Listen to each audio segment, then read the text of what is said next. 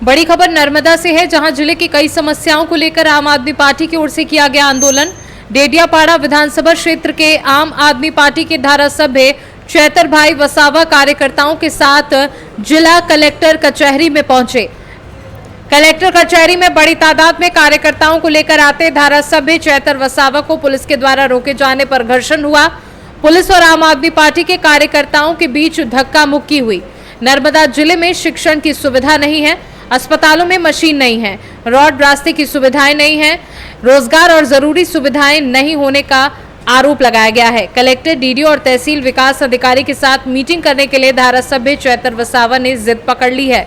जिला कलेक्टर प्रशांत सुंबे भी कलेक्टर कचहरी में दौड़ आए। पुलिस ने 5 लोगों पर धारासभ्य चैतर वसावा के साथ कलेक्टर को रजूआत करने की बात करते हुए पूरा मामला खत्म।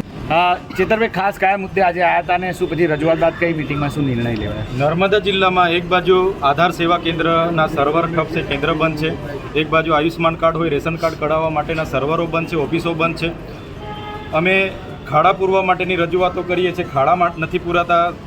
પ્રધાનમંત્રી આવાસ યોજનાના ઘણા લોકો પેન્ડિંગ છે, નળ સે જલમાં પાણી નથી આવતા, યુવાનો બેરોજગાર છે। અહીંયા શિક્ષકોની ભરતી આ વહીવટી તંત્ર દ્વારા કરવામાં નથી આવતી અને છેલ્લા 3 દિવસથી 9 તારીખથી લઈને નર્મદા જિલ્લા વહીવટી તંત્ર દ્વારા બીજેપી સભ્ય અભિયાનમાં જોડાવા માટેની ઝુંબેશના રૂપે કામગીરી ચાલે છે। અમે ગઈકાલે 17 જણને ગામડાઓમાં રોક્યા, એમના આઈડી કાર્ડ જોયા તો ટીડીઓ શ્રીએ જાતે બીજેપી સદસ્યના એક કર્મચારીના કાર્ડ બનાવ્યા, એમના પરથી ઓટીપી લઈને એમની નોંધણી કરી।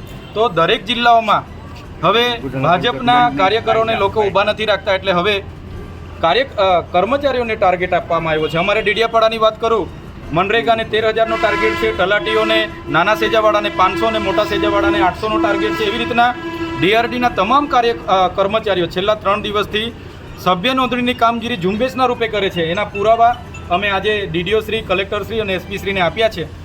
જો આ લોકો પર કાર્યવાહી નહીં કરવામાં આવશે તો આવનાર દિવસોમાં મોટું આંદોલન થશે। પ્રશ્ન અહીંયા એ ઉપસ્થિત થાય છે, શું નર્મદા જિલ્લા વહીવટી તંત્ર